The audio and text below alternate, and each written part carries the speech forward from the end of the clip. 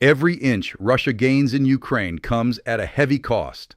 Tanks burn, assault squads vanish, and entire offensives come to a halt on the tiniest stretch of terrain, because Ukraine has transformed itself into something nearly impossible to stomach. A steel porcupine, a country rife with drones, missiles, mines, multiple defenses, and a military that has learnt to punish any advance.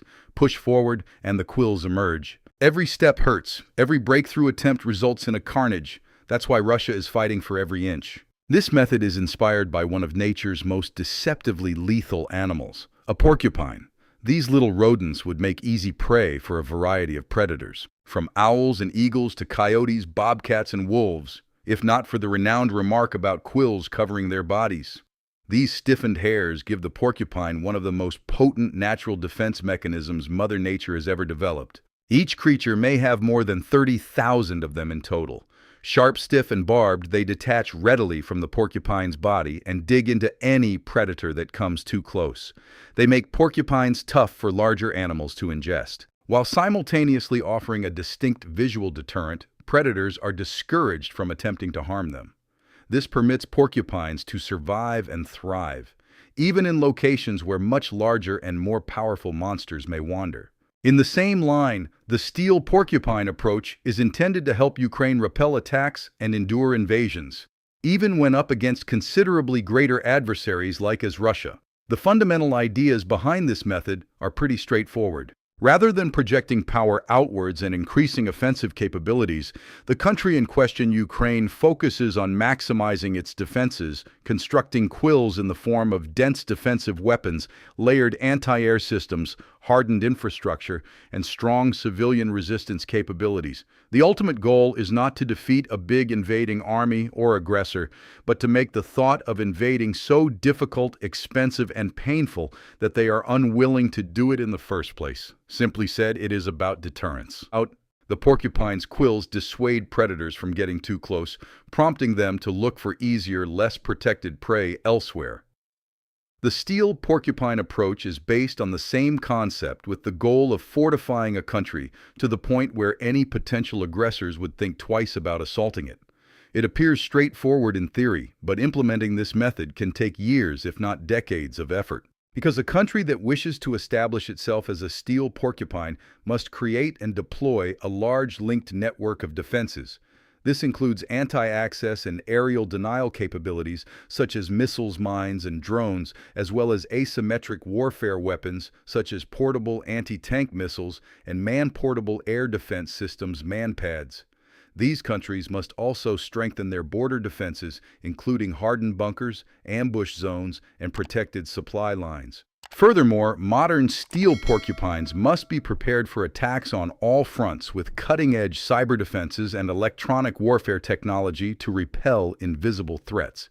And they need their people, not just their militaries, but also their population to be ready, willing, and capable of standing up and defending their area if and when a crisis occurs. Even in the best of times, assembling all of those various jigsaw pieces is a daunting task. Imagine doing it in the midst of a battle when you're already fighting a larger opponent and dealing with daily assaults, drone strikes, and frontline bombardment. That was what Ukraine needed to accomplish. Any military expert would have described it as an impossible mission. However, as we have repeatedly witnessed, nothing is impossible for Ukraine. From the start of this war, Kiev's soldiers demonstrated that they were considerably more capable than Russia and the rest of the world had given them credit for. Obviously, they battled in the early stages. They unexpectedly found themselves up against one of the world's largest and most powerful armies. In 2022, Russian troops marched into Ukraine's borders from various areas, steamrolling towards key towns and cities with the explicit intention of wiping out any resistance they encountered. Many of the troops were later discovered to have packed parade uniforms. They were not preparing for a grueling long-term conflict. They expected to part ways on the streets of Kiev in a matter of days.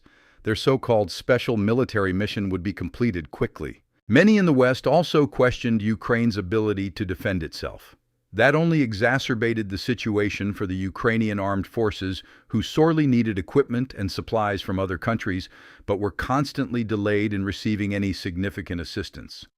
Indeed, in the early phases, Western governments were so anxious about the prospect of escalation that they were cautious of giving guns armor or defensive systems. In early 2022, for example, Germany infamously gave Ukraine a few thousand helmets rather than tanks, missiles, or air defenses. Only weeks into the war, when Ukraine defied predictions and Russia failed to accomplish the swift triumph that so many predicted, did Western support begin to increase.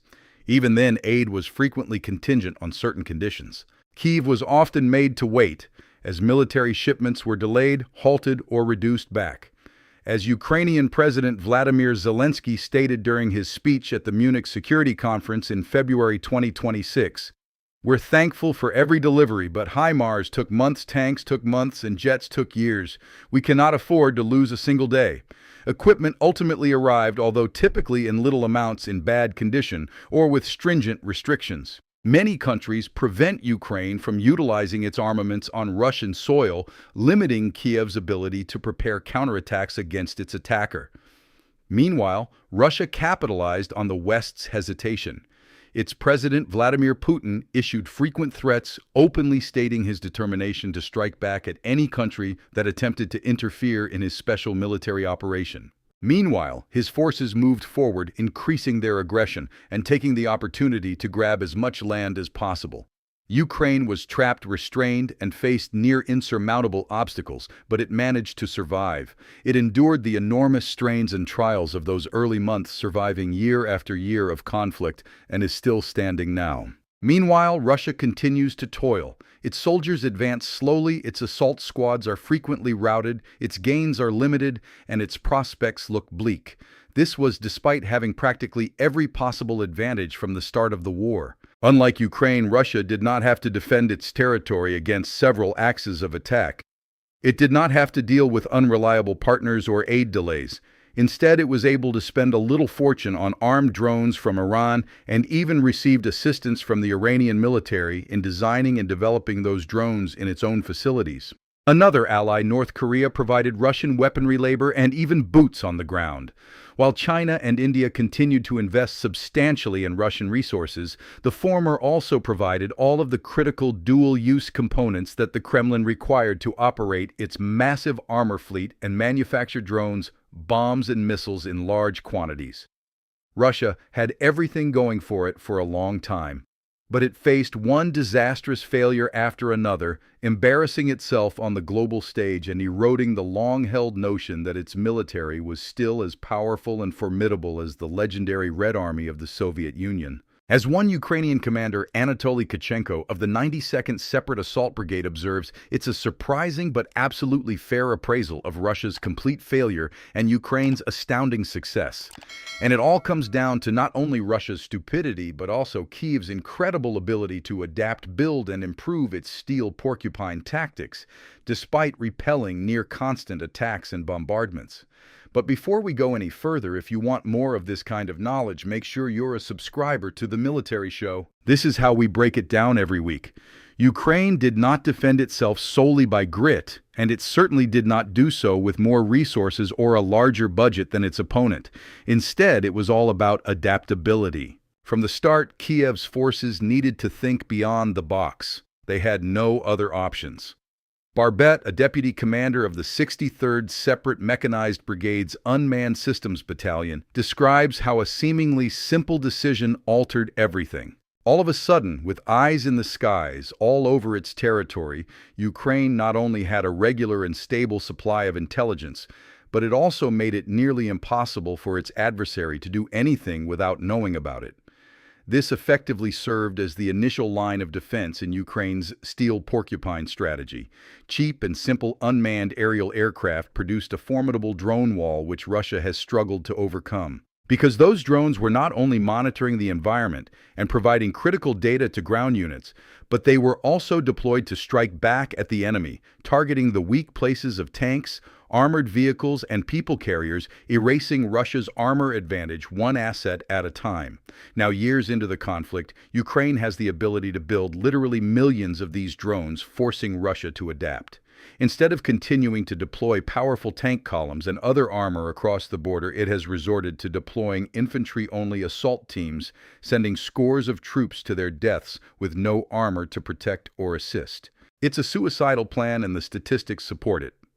According to the Center for Strategic and International Studies, CSIS, Russia has suffered over 1 million casualties since the beginning of the invasion, far more than in any war since World War II. In fact, Russia has lost far more men in this one conflict than in all of the wars it has participated in since the end of World War II. Putin may claim that those killings were all justifiable if Russia was making significant gains on the ground, seizing towns and cities with ease and speed. But it's not.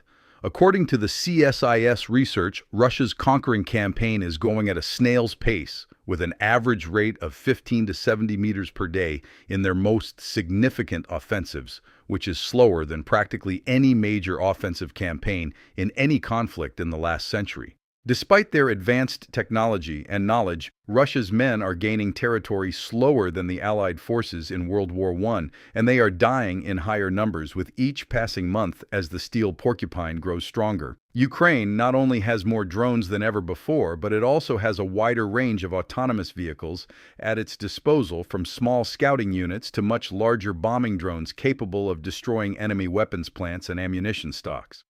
With so many alternatives, Russia is finding it more difficult to protect against them. Its troops never know what kind of weapons will be coming their way. One Russia war correspondent summarized the dire situation facing his country's forces in late 2025, stating that the average life cycle of a Russian assault soldier is only 12 days, and that these same soldiers have a 50-50 chance of making it to the front lines without being killed en route. Even those that make it to the front lines are inevitably doomed, as they are dispatched on suicide missions into hostile territory where Ukrainian drone crews and artillery units are simply waiting to kill them one by one. As a result, Ukraine's goal of increasing Russia's mortality rate to 50,000 per month no longer appears unachievable or overly ambitious, but rather entirely attainable.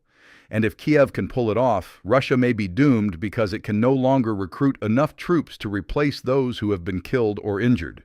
Its army is no longer growing, but rather stagnant, and even beginning to decline. With fewer boots on the ground and a prolonged reluctance to use armor, Russia's attack will only get slower, weaker, and more wasteful from here on out. Meanwhile, Ukraine continues to build more quills, more layered fortifications, and more methods to make Russia's invasion feel like the worst choice the country has ever made. That includes not only drones, but also missiles. Throughout 2024 and 2025, Ukraine made significant investments in domestic long-range missile research, increasing its ability to strike deep into Russia, hundreds of miles beyond its borders. From the long Neptune to the Flamingo, Ukraine now has more powerful, far-reaching weaponry at its disposal to do huge damage to the Kremlin's high-value assets, such as fuel depots, oil refineries, and military-industrial facilities. And it's putting those weapons to excellent use. According to Bloomberg, Ukraine orchestrated 120 strikes on Russian energy infrastructure in 2025, causing a total of 1 trillion rubles, $12.9 billion in damage. Drones and missiles are being routinely launched from Ukrainian launch sites, going deep into Russian territory and destroying one target after another. At sea, Ukraine's drones and missiles have driven the Russian Black Sea Fleet into hiding, neutralizing around one-third of its adversaries' boats and pushing others away. Warships, submarines, frigates, and destroyers have all been rendered completely worthless, giving Russia fewer and fewer choices for organizing its own offensives. Ukrainian drones have also recovered helicopters and fighter jets worth tens of millions of dollars from the air. Then there was the iconic Operation Spiderweb attack in 2025, which delivered a devastating damage to Russia's bomber fleet. Ukraine has repeatedly sent a clear message to the Kremlin: if you hit us, we will hit you back harder. On top of that, Ukraine has successfully reduced its dependency on Western friends. It still requires their assistance, of course, but it is far more autonomous and capable of standing on its own 2 feet now than it was in 2022. Indeed, since the invasion began, the Ukrainian military sector has expanded from absolutely nothing to a vast, massive industry with over 1,000 companies, the majority of which are private. These companies employ hundreds of thousands of people and collectively supply the fuel, ammunition, and systems that keep Kiev's war machine operational. Ukraine now uses 96% domestically manufactured drones. Similarly, 99% of the robotic systems deployed by the country's military, domestically made 155mm Bodana artillery systems, also account for around 40% of Ukraine's artillery usage along the front lines. More than half of the weapons used by the Ukrainian army are now manufactured in Ukraine. The country has also created its own remarkable air defense network, which includes multiple missiles, launch platforms, turrets, and other weapons, all wearing the Made in Ukraine designation. And it doesn't stop there. In 2025, Ukraine approved approximately 1,300 new models of locally manufactured weaponry and military equipment. And hundreds more projects are still in the works, ready to be unleashed on Russia when the moment is perfect. Kyiv has also accelerated innovation by reducing red tape and bureaucracy, which frequently impedes military growth. Its contractors are free to build and deploy new weapons and systems rapidly and easily, responding to military feedback to improve their innovations in real time. Once the war is over, all of this technology will be worth a fortune to Ukraine, assuring that it will have the investment partnerships and trade relationships required to maintain and develop its steel porcupine strategy for decades to come. In reality, countries are already lined up to learn from Ukraine's defense industries and acquire the country's world-class drones and defense equipment. There are plans to construct 10 new Ukrainian weapons export facilities across Europe by 2026, with drone production units planned in Germany and the United Kingdom. Several German and even American corporations have recently announced agreements with Ukrainian defense contractors to collaborate on everything from AI-guided strike drones to unmanned ground vehicles. All of this demonstrates Ukraine's extraordinary ability to adapt. Many other countries would have collapsed and broken under the weight of Russia's massive military power. Many people would have battled to live in the first few weeks and months of this war, let alone several years. Ukraine has accomplished something amazing, and thanks to the steel porcupine approach, it is prepared for whatever lies ahead. Russia may continue to fight this war for months, or perhaps years. Or Putin may see what a terrible mistake he has made and try to mediate a workable peace solution. In any case, Ukraine is prepared not only to defend itself today, but also to position itself as strongly as possible tomorrow, the next day, and every day thereafter. With a short budget, limited resources, and a seemingly endless list of challenges to address along the way, it has established itself as a military superpower, constructing defenses that are the envy of nations throughout the world. It has made its land impossible to conquer and its defense lines impossible to penetrate. It has pushed Russia to sacrifice more men, resources, money, and time in order to gain even a sliver of land, making the entire war effort a gory, arduous, and unending fight for the Kremlin's forces. As a result, Ukraine has a chance to win this conflict. Learn more about Ukraine's amazing plan to end the war in this video, which delves into Kyiv's three-stage strategy to erase Russia's remaining advantages. Or watch this video to learn how Ukraine is deploying sci-fi technology, such as AI-powered robots, to remove Russian troops on the front lines. Finally, to ensure that you do not miss out on future incisive analysis and extensive breakdowns like this, subscribe to the Military Show today.